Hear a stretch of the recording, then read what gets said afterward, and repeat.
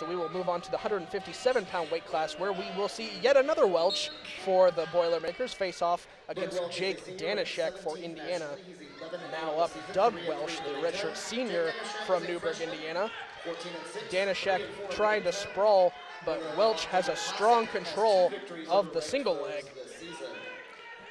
Danishek, a redshirt freshman from Lebanon, Ohio. He won the LHU Classic this year. Back in Ohio, he was the D3 state champion too, and he was also class president of his high school.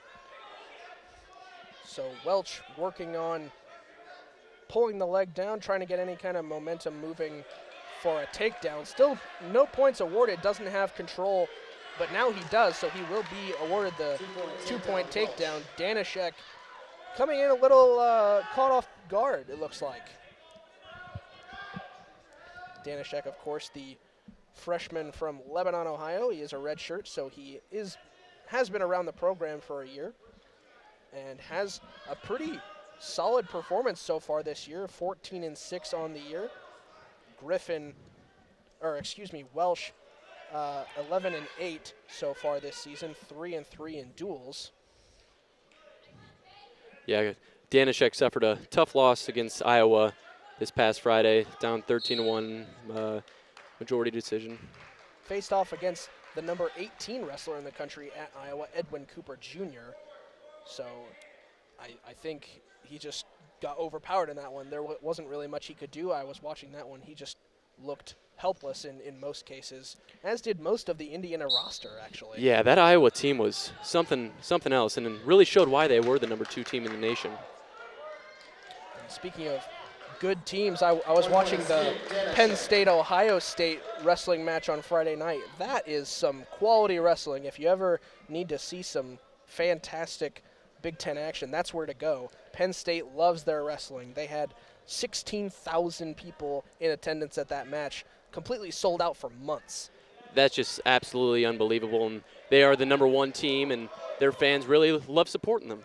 Yeah, and I think Indiana's culture here around wrestling has improved. The attendance is definitely a lot better than it has been in the past, and even Purdue fans are coming out to support their wrestlers. Not a terribly long drive down 37, but it is a good atmosphere here, to say the least. A lot of loud cheering wrestling fans. Danishek and Welch, still not much happening since the takedown and escape early on. So under 30 seconds to go here in the first. Welch leading 2-1 over Danishek, and Purdue still leading 9-4 over Indiana. A little bit of an upset if they can manage to hold out.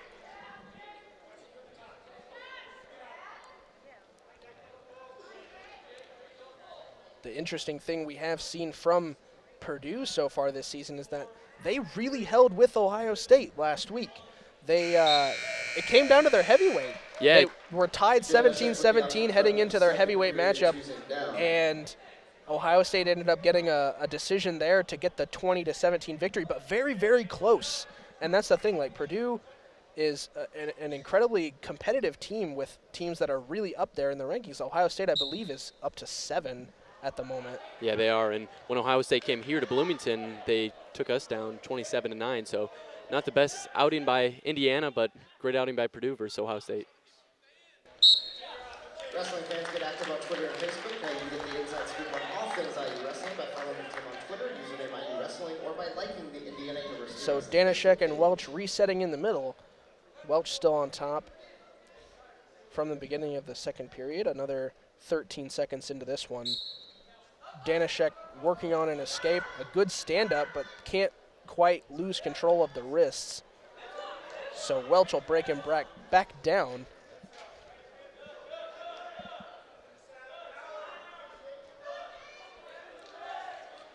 Danishek doing anything he can to try and get that leg out of control there to try and get the escape, but the referee will decide there's nothing to happen there, so they'll reset in the middle.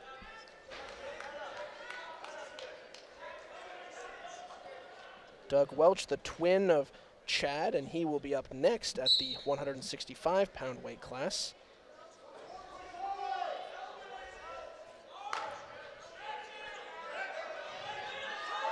dug an NCAA championship qualifier last season.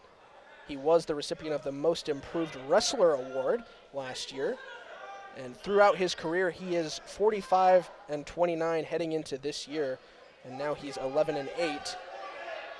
So an opportunity to get another win here if he can hold out the 2-1 lead that he has on Danishek at the moment.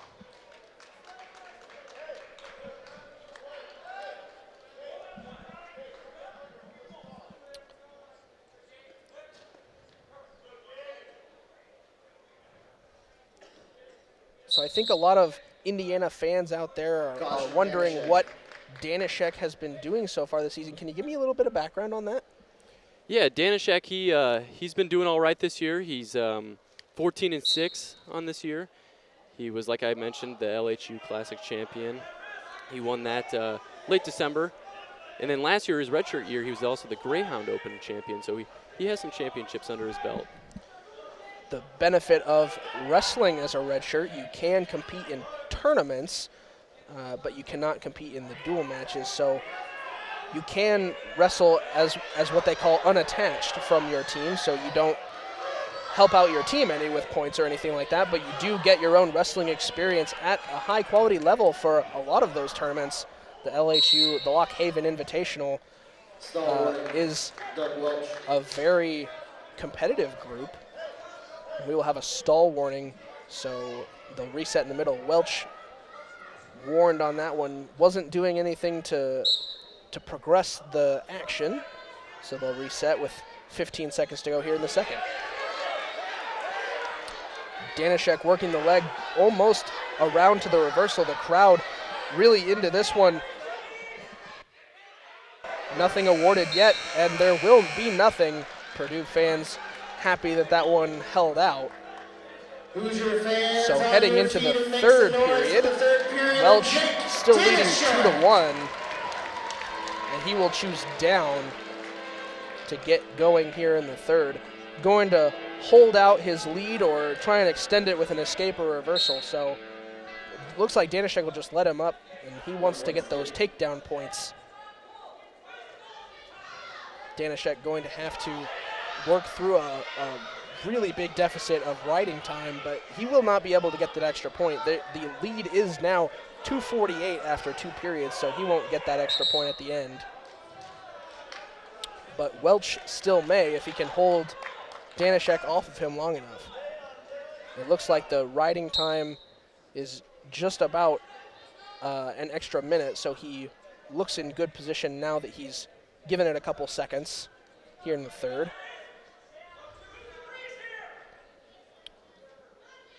Welch and Danishek still working head-to-head. A little bit of snap-down action, but no shots taken off of those.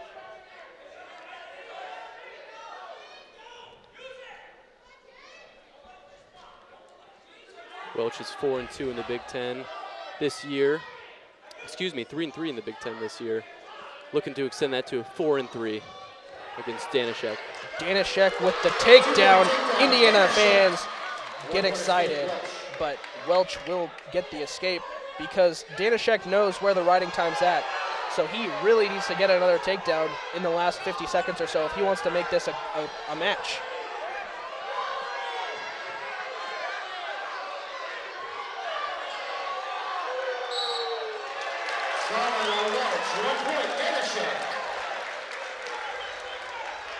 It's all tied up here in the remaining 40, a little under 40 seconds here.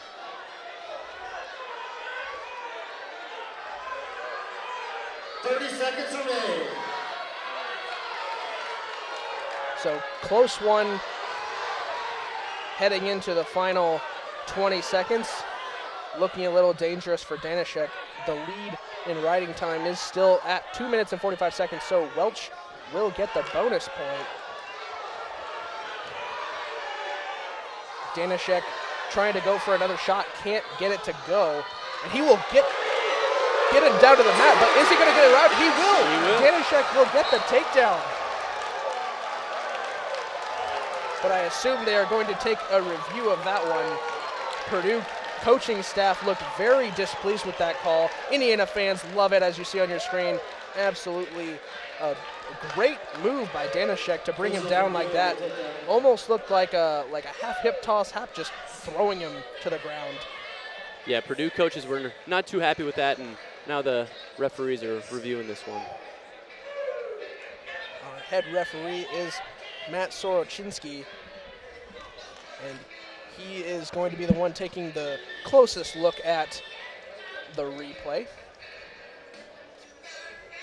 So Now, what did you think about this matchup between? Oh, it head was coaching it was very entertaining. I think Danishek came in and really proved that just because he's a redshirt freshman doesn't mean that he can't take on the redshirt senior Welch. As you see on your replay screen here, a really good move there by Danishek, and the ruling is a takedown on the mat, but it looks like Welch might have an arm in there that could cause some problems for Danishek.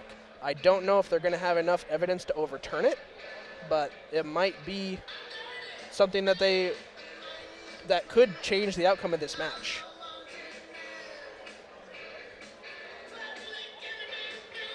So looking at the second half of this matchup today, Indiana and Purdue, all kinds of great action. Any that you're looking forward to in particular? I'm kind of looking forward to the Tyler Kroll versus Garrett Goldman. Goldman weighed in at 227 in the 285 weight class, which is a 58-pound difference, which is pretty huge. So I'm really looking forward to that one. And he beat Tyler Kroll last year, so there's going to be a little bit of an extra matchup there. Kroll, of course, nowhere near the 285 mark as well. So it looks like they will reverse the takedown. Welch will get the victory. So Purdue now leads 12-4 after the first 5 matches. An unfortunate situation for Danishek, but a good boost for Welch, of course, and Purdue.